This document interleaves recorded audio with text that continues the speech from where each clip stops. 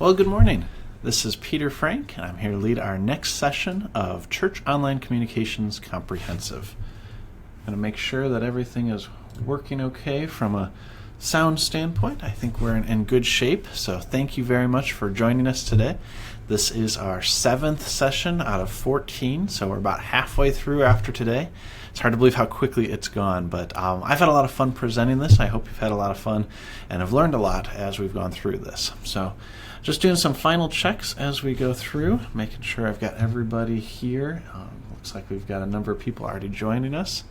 That's the one fun part about doing this live, is that we have to do some of our checks live as well. But I think we're in good shape. So we're going to go ahead and get started. Let me switch back over to my screen. And if you are joining us for the first time, a little bit about me. I am the Senior Marketing Manager of Church Supplies at Concordia Publishing House. I've been with the organization officially 10 years now. We'll be celebrating that tomorrow, so pretty excited to look back at the number of years I've served here. I've been in this role for just a little over a year and have done a number of things with Concordia Technology Solutions and our bookstores before that. So if you want to reach out to me, my email address is on there. That's the best way to get a hold of me. Otherwise, I've got a couple of phone numbers listed there too. I always enjoy talking with people in the church, so I like to encourage everybody each time I present that if you have questions, feel free to reach out to me. So today, like I mentioned, is the 7th session out of 14. We're going to be talking about communicating in the right context, or in other words, to answer the question, how can we contextualize our message? And so that's our focus today. So a little bit about our outline. First off, we're going to do a quick review of previous sessions. The information in this session especially builds off of what we've talked about before. And so I don't want to leave anybody behind. If there's anything that we have covered that goes into this, I'll present a little bit at the beginning just so it makes a little bit more sense. So after that, we'll talk about what is a content map. Content map is the primary point of discussion today. It's how you contextualize your message, looking at it from a few different angles, and that's where we're going to get into. So we'll talk about what kind of content should be shared and what do we mean by the term content. Define that a little bit. It may seem self-explanatory, but the definition has changed over the last few years. So we'll talk about why is it important, and we go through the same thing every week so far. We've been defining it and then explaining why we do it, and then we start to talk about how to do it. So how do you complete a content map? And I'll give you some specific examples from what we've been talking about here of a content map, and then talk about the free download and how that can help you get started as well. So let me take a step back before we dig into all of that and talk about this in the scope of the course. So far we've talked about, we've done an overview, we've talked about goals, we've gotten into personas, then we've gotten into journey maps and message maps. All of these things are big strategy items, so it's high-level thinking. And this is really a good step down to get into real practical, tangible, everyday stuff. We're going to go even farther down as we go. So next week we're going to talk about a framework for your content, how to leverage different channels, and then we're going to get into the channels. And so this week kind of serves really as that transition point to get down into the nitty-gritty, hands-on, tactical items. Now, we talked at the beginning, I want to refresh this as well, because I think it's just so important, that what we are really dealing with through all of communication is attention, and that attention is the new currency. As you talk about what people have to exchange with us in terms of value, and that church is a lot different than business, but the principles still apply. In business, we focus a lot on people's money. Time and money are the two things, but in business, money is what we're going for. Even in business, that has shifted, that if we don't have people's attention, their time, we're never going to be able to convert that into dollars.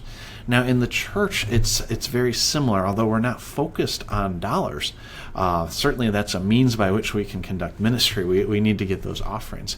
But it really all comes back to time as well, that how do we take advantage, I don't like using that phrase, but how do we actually leverage people's time and their attention to further the ministry, to further the sharing of the gospel?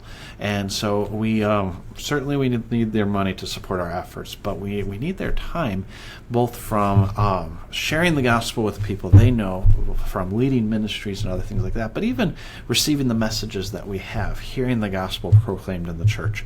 Their attention is so important, in that if we don't have their attention, nothing else moves forward. Now, thankfully, we are aided by the power of the Holy Spirit. He draws people to the gospel, and that's kind of our secret weapon, if you will. That's the thing that we have to rely on. But we are still called in our vocations to be good stewards of all of God's gifts, including the gifts of people's time. And so as we talk about contextualizing the message, everything that we're doing here in Online Communications Comprehensive, that is all about being good stewards of our audience's time, of their audience's attention. And so this really starts to hit that home as we talk about how do we make every message relevant for the person where they're at in the journey map of their relationship, their engagement with our church. And I just wanted to go back to that because I think it's real easy, especially for me as I'm planning this out, as I'm going step by step and all the way through it, to come back to the beginning and say, why are we doing this?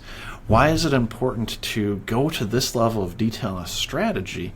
And especially as we're getting into tactical, to keep that in the back of our minds, that we are really doing this for specific reasons. So I'll get off my soapbox for right now. I'll get into the actual details of the presentation. I just feel that's so important, and I don't know if I've hit that enough during the first 6 weeks. So I really wanted to make sure to hit that home today as we get into these details. So let's do a quick review of where we've been. I'll switch back here. There's our outline again. So in session 2, we talked about goals. That everything flowed from that. But session 3, we talked a lot about personas, and that a persona is a fictional representation of your target audience. And we introduced 3 personas here, and we're going to talk about these 3 quite a bit today, which is why I wanted to bring this back up.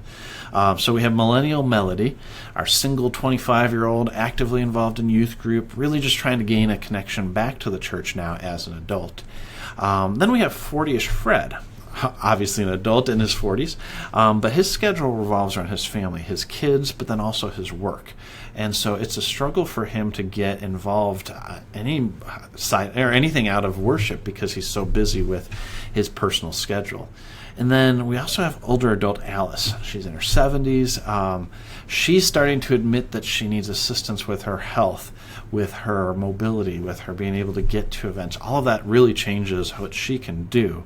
And it affects her in her faith life too, in that she's fearful of losing her independence, and that's a struggle, but it's also a blessing as she becomes more and more dependent on others, but then mostly dependent on God's words, and she has the time to study. So each one of those are people who are engaged members in the church, or at least who are active on the church membership, attending worship, but how we communicate with them is going to be different. And so we'll talk about them at the different stages, even as they are not engaged members. That persona is a little bit different as we go. So what we're doing here is a brief overview of what we did in session 4, which was to give a profile for each persona, a name, a face, a personality, and a story.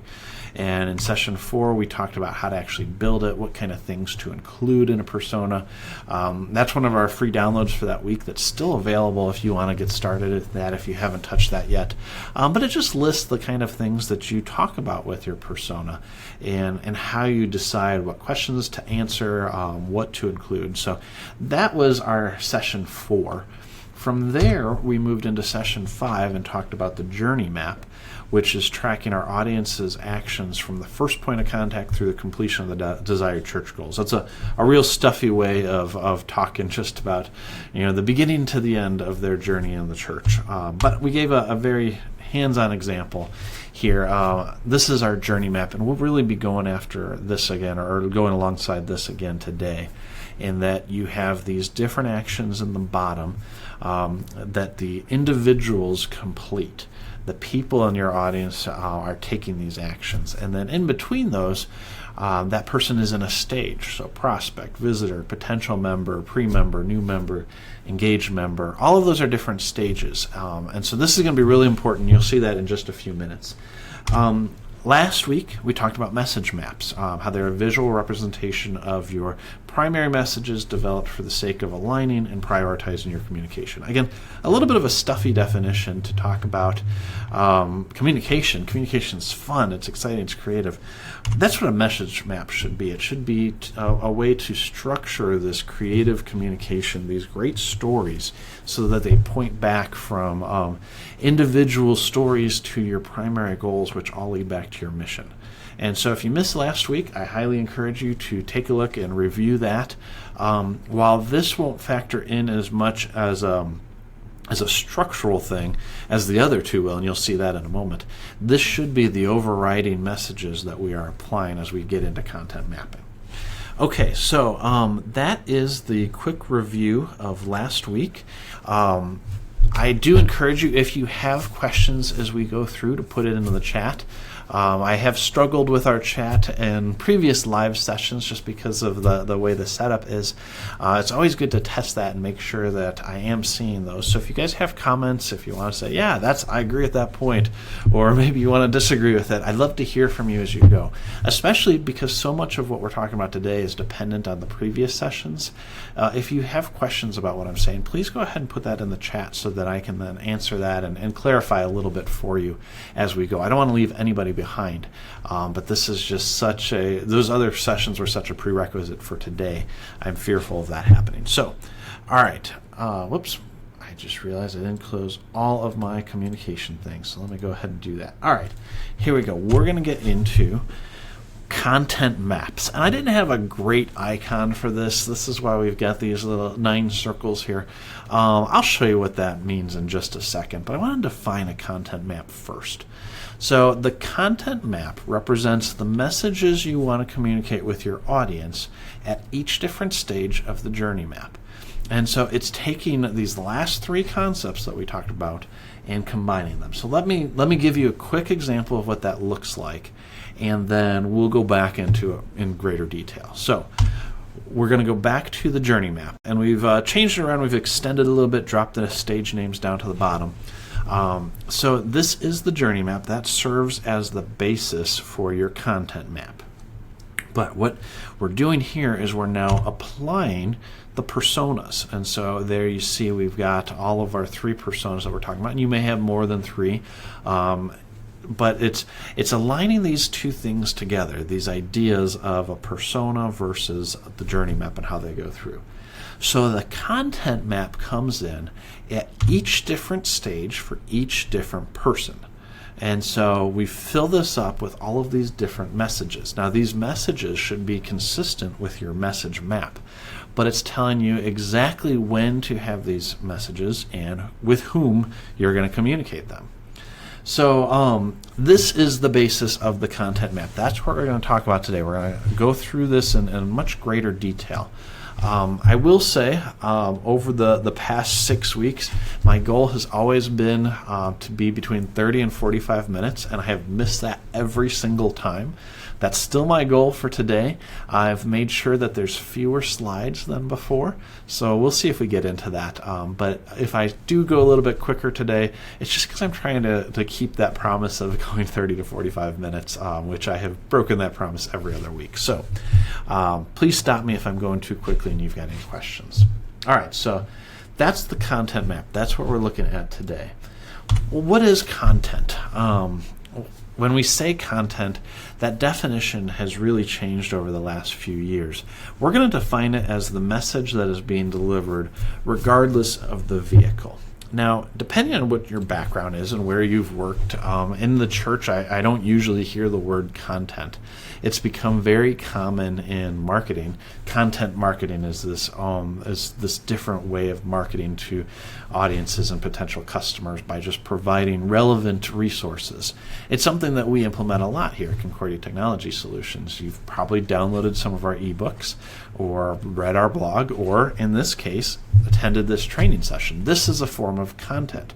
So the content is really the value, the message that is being delivered, regardless of how it's being delivered. And that's going to be different. That's where the definition has changed. It used to be content focused much more on the written word than anything else. But as smartphones have become so common, and you can easily go between reading and watching and listening, all from the power of your little device, it's different than before when you'd switch from a newspaper to a radio show to watching TV. All of those were very different transitions. Now, you just pick this up and you can digest content of any form that you're looking for. So when we talk content, we mean the messages more than the delivery vehicle. All right, so the delivery vehicle doesn't matter as much. The important thing is making sure you get the right message at the right I'll say that again because I already messed up the definition. The important thing is to make sure the right message is getting to the right person at the right time. And so how you deliver it is not nearly as important as the fact that it is getting delivered in the right way. So let's talk about how it's getting delivered. So that may be through things like emails. Email communication is still very strong, and as social media and other things have taken over, email has still stayed strong. And my personal philosophy for why that is, and I haven't done a significant amount of research, and I know there's research out there, but I think the reason email is still so strong and powerful is the fact that everything else that we're getting is being pushed out to people. Your text messages are notifying you. If depending on your settings, your social media things may notify you. And those have this added urgency, whereas email is still putting the control in the hands of the recipient to say, you can respond when you want to. And it used to be an email is the most immediate thing, but as technology has changed, things have become more and more immediate. So email is a very good and powerful delivery vehicle. And as we talk about these messages, you can put out everything in the context of email pretty easily. But other ways of doing it is through your website or maybe through your blog.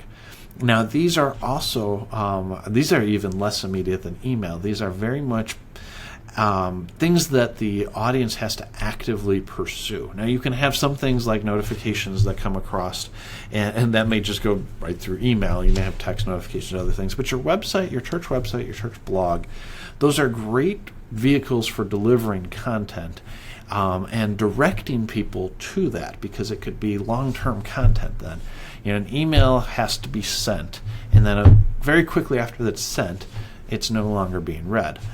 Websites and blogs are places you can put content and have it last for a long amount of time. So those are very critical, and we'll talk about a few examples of those. Videos are huge. Everything is moving to video, it seems, and video is a lot harder to produce than an email, but there are new and different tools that make videos easier than ever before. And those go right along with social messages. And many of the social messages truly are just videos. And so these are a few of the delivery vehicles for content. But it's important to remember that with content and delivering it, there's no one size fits all in communication. So regardless of your medium or your audience, it may change frequently, and depending on who you're communicating with or what you're communicating about. You can't say, okay, take your content map and here are your emails that you're going to do, because it's not going to work for some audiences. In the same vein, you can't say, here is your content map for social media, because then it doesn't factor in all of your different personas. So you're going to have to look at your situation. You're going to have to look at your personas, your journey map, your messages, and figure out what's best. But here's the fun part about this and about content mapping is even though this seems like a big task, really this is stuff that we do naturally all the time.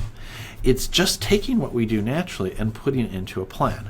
So let me explain what I mean by that. As you're communicating on a day-to-day basis, and maybe we take this outside the context of the church and just put it within the context of your family. You don't have a content map for your family communication. If you do, I'd love to hear about it, because I've never heard of that before. I like to think of myself as pretty organized, and I don't have anything close to that. But in our day-to-day lives, specifically within our family, as we're talking right now, we're doing content mapping naturally. So you may have your kids, your siblings, your parents, your grandparents. These are all people that you communicate with. But I'm guessing the way that you communicate to your children is different than the way you communicate with your parents.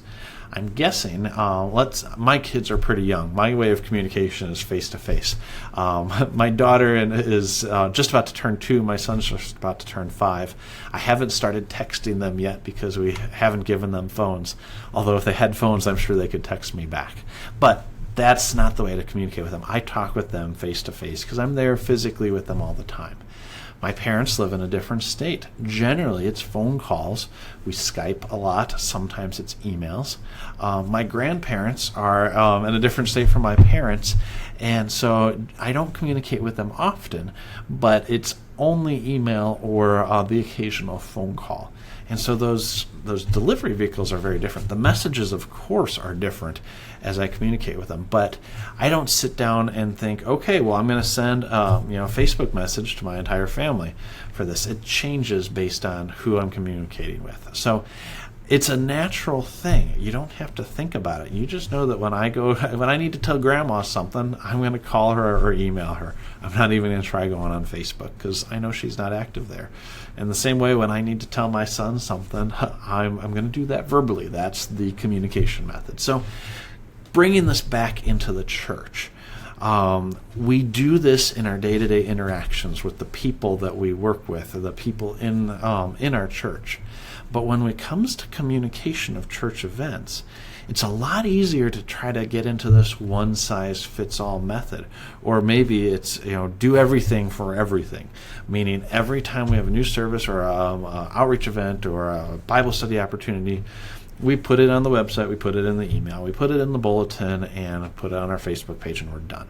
And so we're trying to do everything, but then it just becomes a lot of noise. So if we take what we do in day-to-day personal interactions, where we really contextualize it based on the person and where they're at, it'll make it even easier. So that's in a broad sense. Let's get very specific.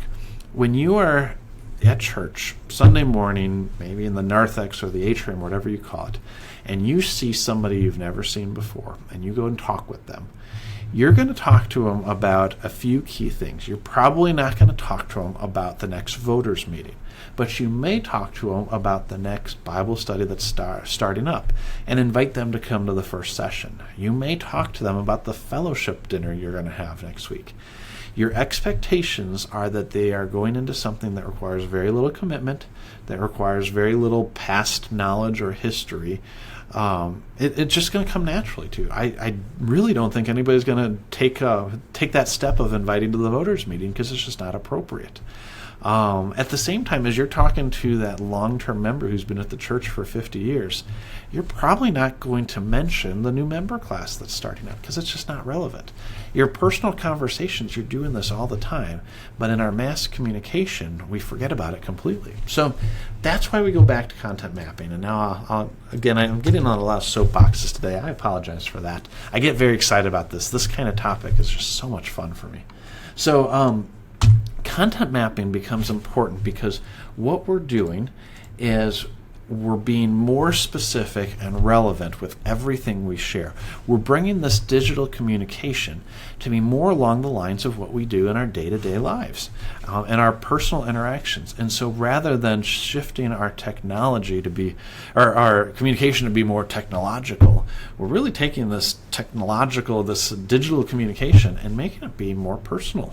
And that's best for our audience. That's best for us. It may seem like more work, but it's so much more natural. So as we begin to craft our content map, bringing this back to what we started talking about, our content map becomes a combination of our journey map, our personas, and our message map. So let's get started with that. Let's walk through these details let's walk through these things in greater detail. So let's start. First, I want you to take that list of your personas.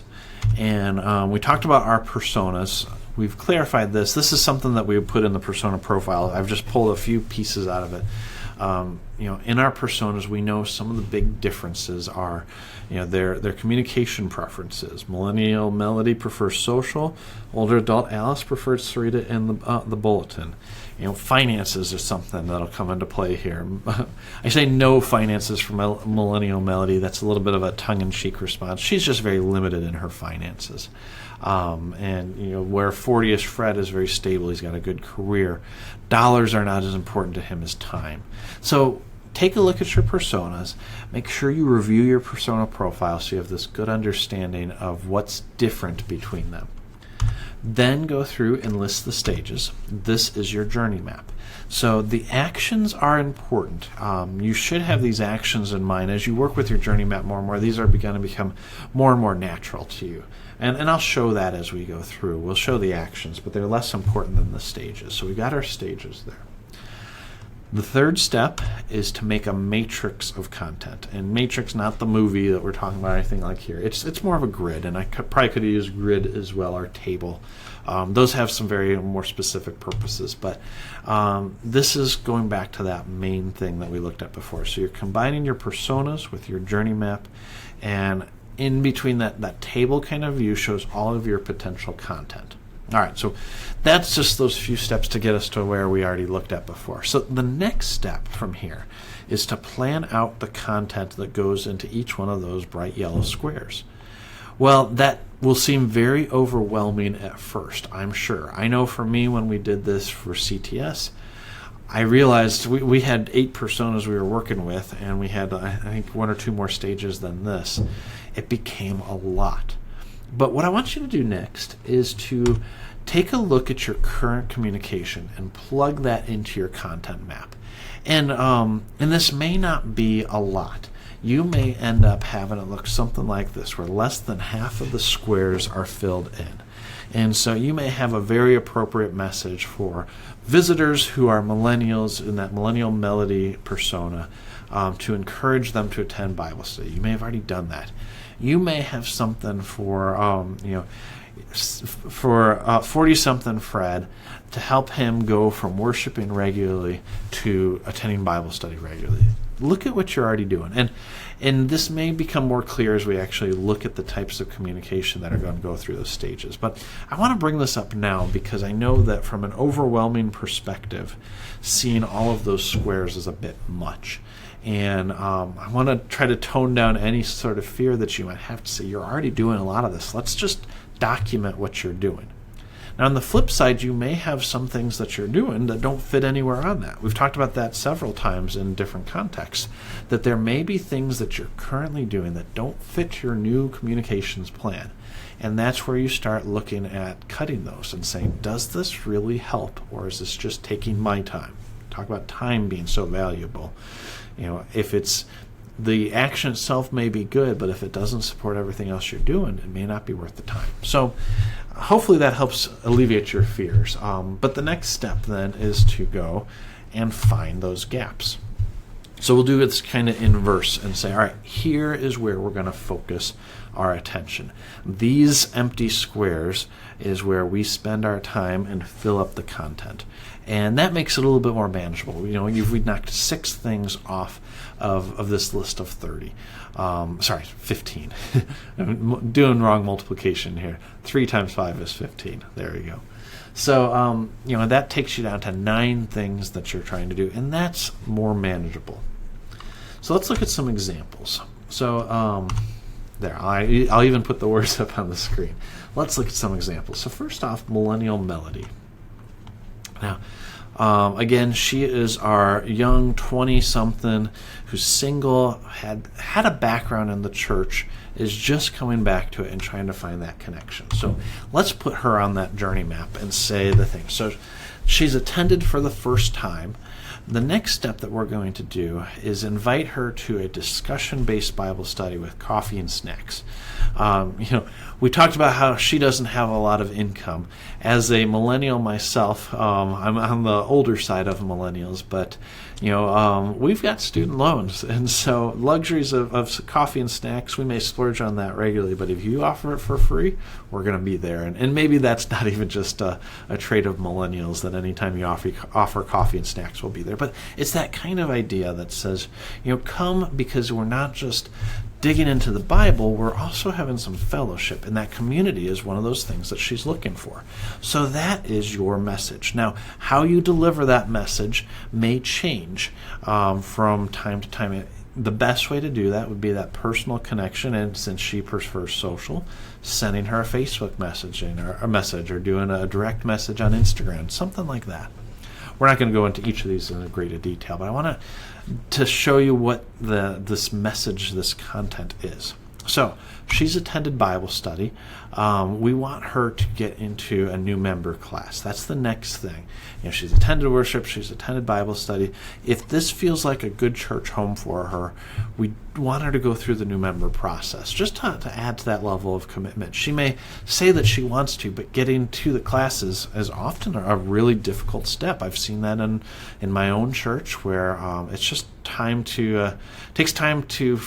takes a while to find the time to attend a class. And so maybe you offer your new member classes with a free meal.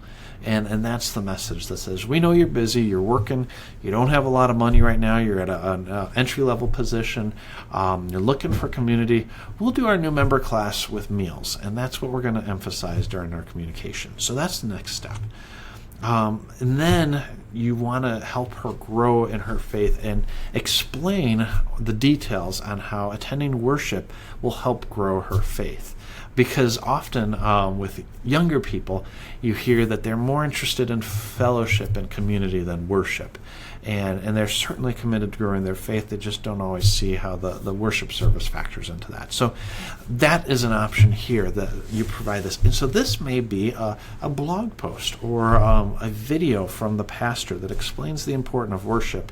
And as they become that confirmed member, explaining why it's important to become an active member of the congregation. So that's the next step. And then from there, it's getting that habit to occur, building that habit. And so making sure that you're providing that invitation with people of her own age, put it in the context of it's really a chance to get back to the gospel every week, to recharge with the blessings that we receive in worship, the Lord's Supper, His Word, the forgiveness of sins, all of that on a weekly basis just helps us recharge and move forward with the next week. So that could be that messaging. And lastly, now we want that regular Bible study attendance. It's not just a one-time thing or a few sessions and moving forward. It's that commitment. And so maybe then you focus on participation in a small group Bible study. So that is one way of doing the content map for Millennial Melody. But now let's take a look at 40ish Fred and see how that message will change from stage to stage. It will be different. It's on the same journey map, but with it being a different person, it changes from each stage. Okay, so there's Fred on our map. The first thing we want to talk about, if getting somebody to attend Bible study who's in Fred's position, is to make sure we inform about childcare and the length of the study. I fit, even though I'm a millennial, I relate a lot to Fred because my kids are such a big part of my life, and that my time is so limited outside of work that because the kids go to bed at a relatively early time, they're still at that young age. Time in childcare is just of the essence, and so that may be the main message. Not so much the community, not the snacks, but knowing that the kids are taken care of and that it's not a huge time commitment. That may be the primary message there. Then moving into starting a class for new members, but for families, and to do it on Sunday when Fred's already at church. Most new member classes that I've heard about are on the evenings and the weekdays, and that's really tough for people in Fred's situation, and so maybe bringing that into Sunday morning. Then from there, as they're actively involved in the new membership class, but Fred's got to take that final step to become a confirmed member. Part of it's going to be, well, how do I continue?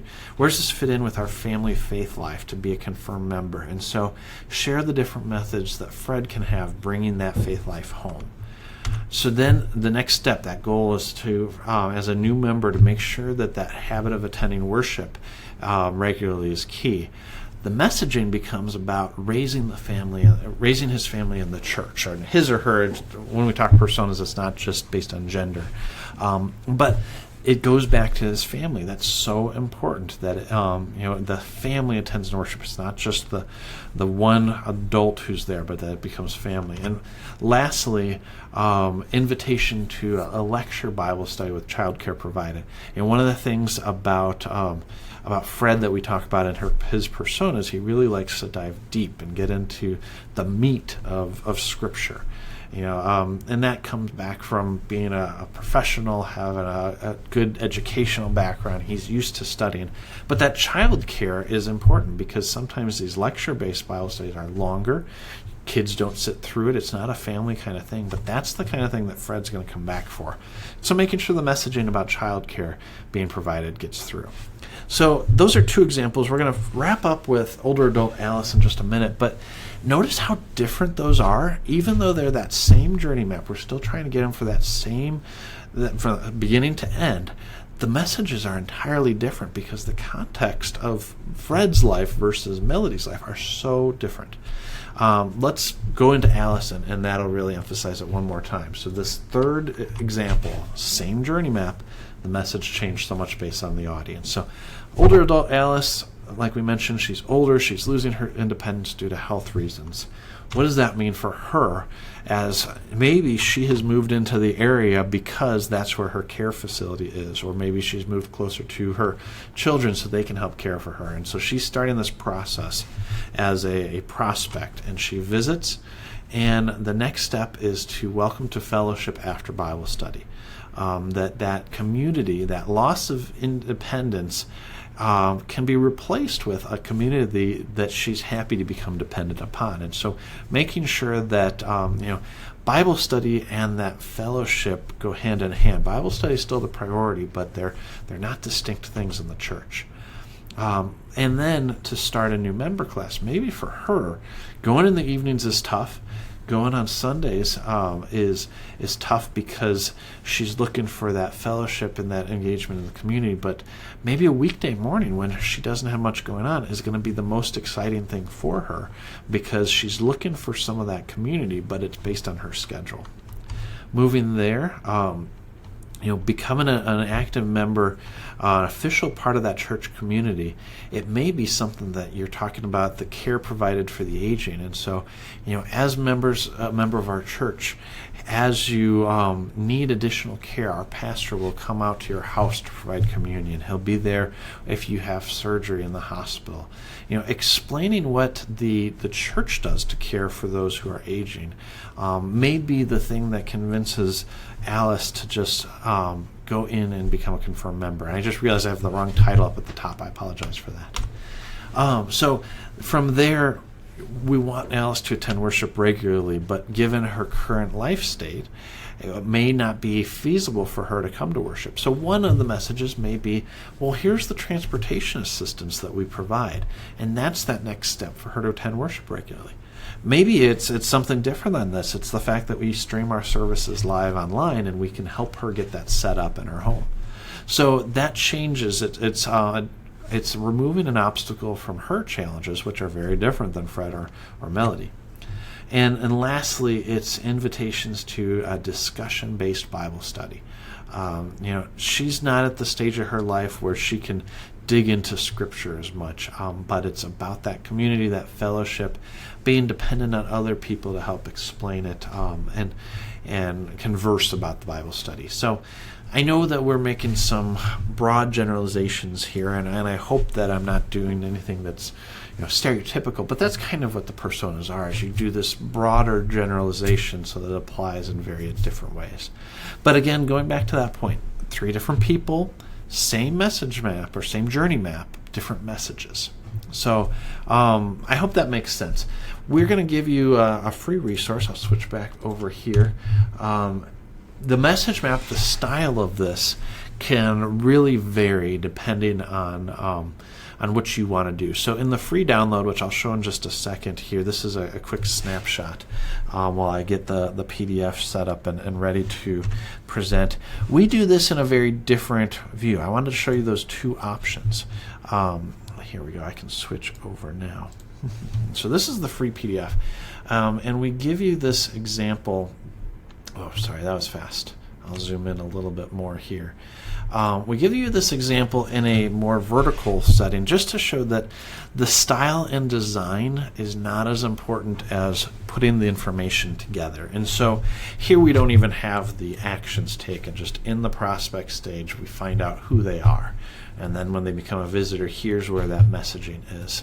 And it goes down along the lines. And seeing it in this view really helps you understand the differences between those different messages.